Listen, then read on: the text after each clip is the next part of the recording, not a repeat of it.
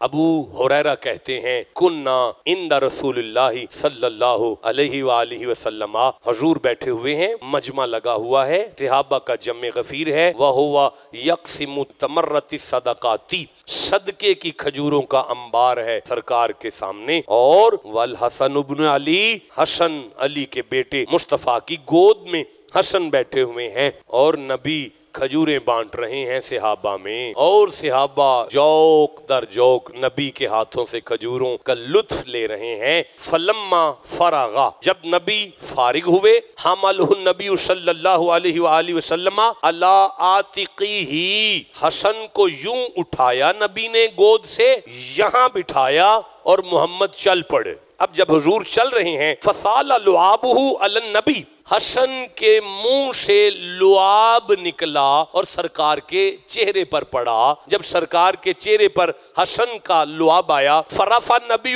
صلی اللہ علیہ وآلہ وسلم رأسہ، تو نبی نے یوں اوپر دیکھا حسن کو۔ جب حسن کو یوں دیکھا تو کیا دیکھتے ہیں کہ فَإِذَا تَمَرَّةٌ فِي فِيهِ، حسن کے منہ میں ایک کھجور تھی۔ جب اس کھجور کی طرف نبی کا دھیان گیا، فَأَدْخَلَ النَّبِيُّ صلی اللہ علیہ وآلہ وسلم یدا، نبی نے فوراً حسن کے منہ میں انگلی ماری اور کھجور کو باہر نکال کے کہا ما علمت ان الصدقات لا تحل لآل محمد، کیا حسن آپ کو پتا نہیں میری اولاد پر صدقہ حرام ہے؟